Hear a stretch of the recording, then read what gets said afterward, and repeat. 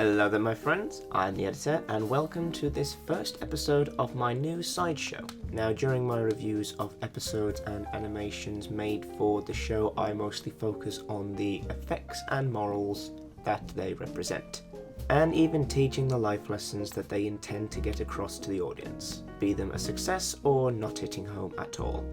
However, in doing this, there is just so much that I wanted to say about characters, settings, personal feelings of scenarios, and many different parts of the show itself. However, if I were to do this during an episode review, I wouldn't be meeting my requirements for what the video would be advertising. So I thought it would be nice if there was a bit of a difference in the way I can communicate to my audience. I mean, I, like many, appreciate the comforts of daily routine, but in this instance I thought it would be nice to just take some time out of our daily routine to sit down and have a little chat. Therefore, alongside my reviewing series, Cut and Print, I will be opening up a secondary series called Shoot the Breeze. Here I will be talking about character rundowns, where I take the time to talk about a character themselves, subject matters, where an interest of the show is brought up to me to talk about and investigate the interest behind it, topic talks, where I try to answer questions and summaries where certain things in the show are talked about, and all the things I can't fit into a regular review itself. Having said that, I wanted the first episode of this to focus on a character rundown of a particular character that just keeps on impressing me as time goes on during the show. Starlight Glimmer. There is just something about her that draws me to her like a magnet. Ever since she first debuted her appearance, she's been an unmissable addition to the main cast, and quite honestly, one of my top favourite. Why? Let's take a look, shall we? But first, a little recap. Starlight Glimmer, a female unicorn. Initially an antagonist, but later protagonist after seeing the error of her ways at the hand of Princess Twilight Sparkle. First making her appearance in the Season 5 two-parter premiere, and later in the Season 2-parter final. Then, as season after season has come and gone, she has developed into a very interesting, complex, inquisitive, determined, and dare I even say, in some cases, flamboyant character. Now first, in order to understand why Starlight has, in my eyes at least, earned these titles, we need to go back to the very beginning of her introduction into the show. First appearance in Season 5 premiere as the founder and leader of a mysterious village in which every resident has given up their own cutie marks because of Starlight's philosophy that true friendship comes from being equal, no more or less talented than another, and that having special talents of any kind only leads to disharmony, going so far as to remove her followers' cutie marks and replace them with equal signs to emphasize her point. Now this right away carves the way for her to becoming a future character of interest, because we all know by now the cutie marks are the universal symbol in Equestria for a pony to show their individual talents and what it stands for. Yes, granted, they can adapt other skills along the way, but none will be superior to what they have been recognised for. Starlight, on the other hand, has the ideal that in order for peace, we must all be one, treat each other as equals, and be one in the same, which I'm not gonna lie is actually a very plausible reasoning for what she does. Because together they are united in a common goal that there can be friendship among equality, that everyone is just as important as the next, which can speak out true in real life in that no one should be treated differently because of where they come from, their cultural background, how much education they've been through, or even how much more experienced they are over someone else. Starlight wants to address that point in that there should be no diversity and that we are all equal to be with each other. That to me is spectacular character development and a great motivation.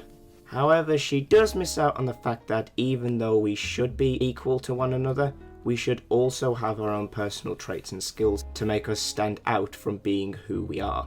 And that's what makes us special. Hence the reason for cutie marks in the first place, removing what makes you special in the eyes of others and even those who you care about. Your mannerisms, your demeanour, and the quirks that make you you. It's like, for example, say the mods of the Secret Rift. The 9 of us all have different experiences and ways of thinking, that there are always topics open for debate that will result in organised decision planning. Now, if all the mods were instead 9 tricky foxes, it would be gosh darn boring because there would be only one opinion and only one say.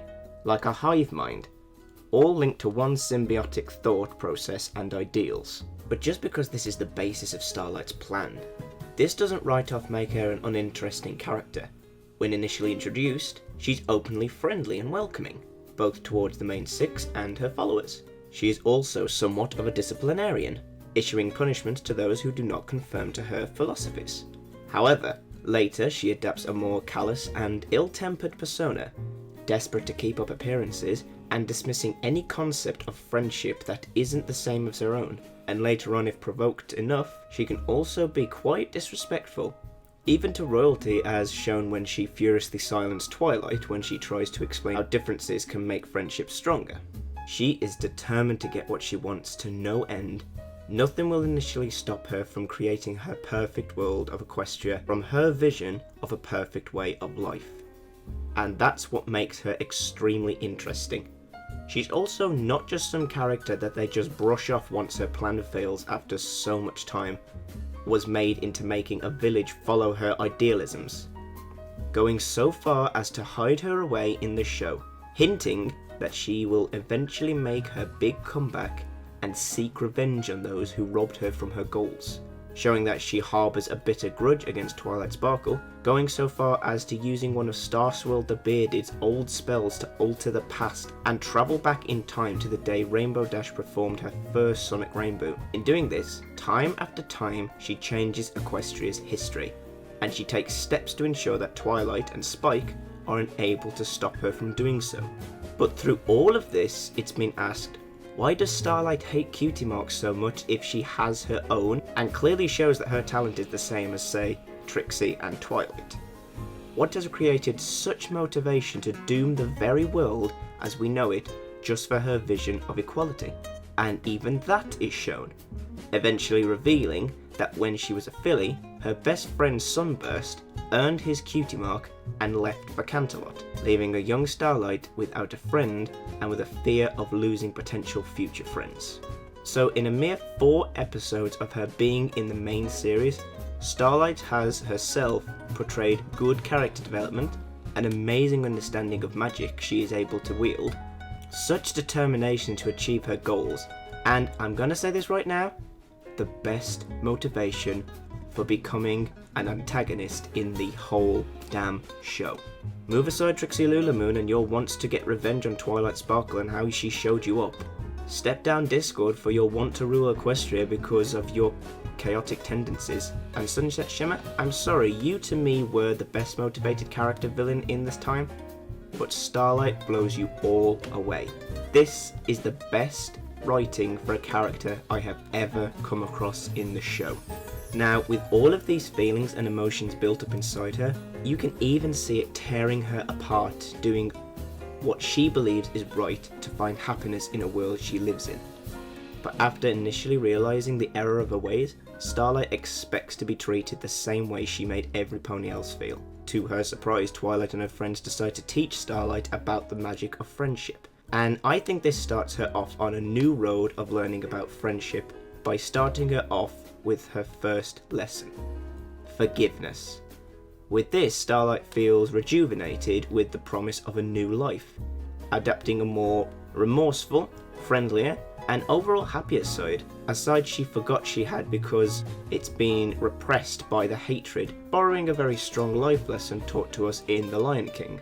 Yes, the past can hurt, but the way I see it, you can either run from it or learn from it. After all of this, we don't just say goodbye to this character, saying we will see you again another time, like the show has done for Discord or Trixie. Instead, they continue her story and how she comes to change immediately as season 6 starts. But as time has passed, she's now portrayed as timid and easily unnerved, which isn't unexpected to be fair. It's like converting someone to a new faith of religion or belief. Everything you once knew has been changed, and now you're finding it difficult to adapt to the new way of life for yourself. And no such point is this more relevant than when Twilight actually finds where Sunburst is now found in the present day. facing back at her own past and coming to the realization that she has to face that one part in her life that she never got to finish. From this moment on, Starlight demonstrates to becoming a leader role due to her past actions. Though she proves to have a natural talent for it and eventually overcomes her fears, she is more confident in herself and her abilities to be a good friend. One thing that she frequently shows is that she resorts to Twilight's old psychosis of being overly reliant on her magic to solve problems or accomplish tasks like she was in Season 1. Alongside that, she has a tendency to not think her plans through. I mean, it's not a completely perfect reformation, but she starts to overcome these faults over time and learns from them. An example of this is she is the only one who questions the risks of undoing Starswirl's limbo spell. All of this brings us up to where we are right now, Season 8. Twilight's School of Friendship is in full swing, and Starlight is the guidance counselor, showing that she has come a long way from simply being a student, which actually brings up an important question about herself as a character. How much magic does she actually possess? Like Twilight, she is very skilled in using magic and mentions that she has studied magic for years. But how many years?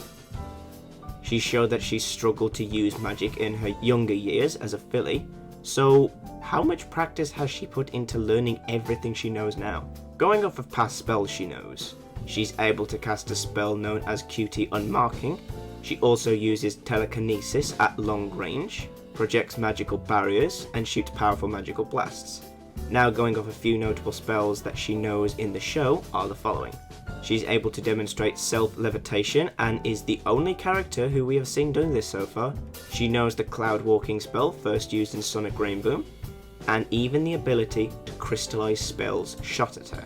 On the practical side of spells, she can make a multiple layered cake in seconds. She demonstrates a talent for teleportation, transfiguration, super speed, self-duplication, and a mind control spell that kind of reflects on how she was able to get an entire town to fall to her ideology.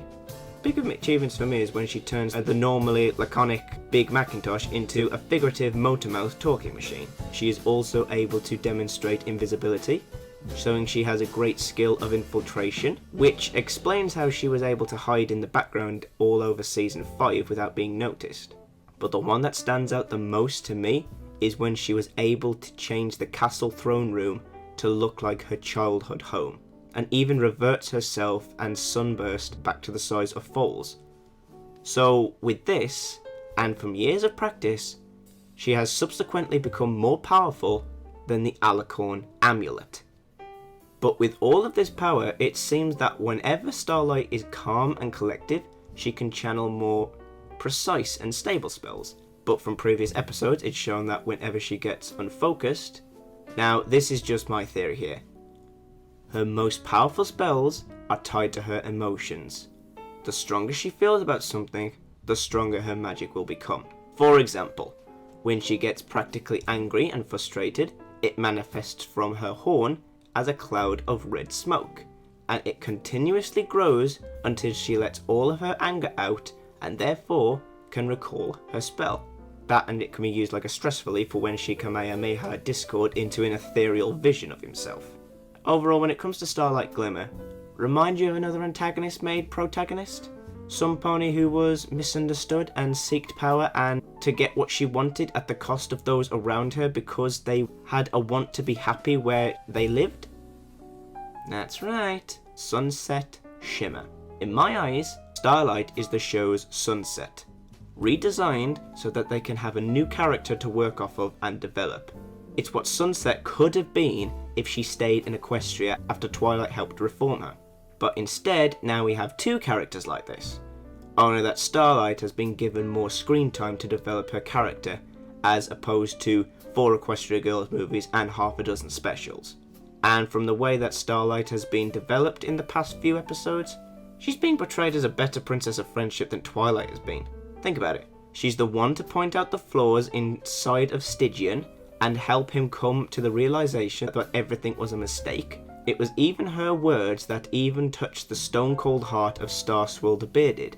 She's also been responsible for replacing cutie marks of 2 sisters to literally give each other the opportunity to let each other walk in each other's horseshoes so that they can see the impact that they have on one another. She began the uprise to start the reconstitution of the Changeling Empire, and even saying what needs to be said to get Twilight off of her flank to get her school of friendship restarted. I'm sticking by what I think, that Starlight would be a better princess of friendship, or seeing as we're stuck with the current one, if ever Starlight gets her wings, I'd say she'd be the princess of forgiveness, working off of what she's learned by experience and trying to make Equestria better today. And this was my overall roast of the character Starlight Glimmer.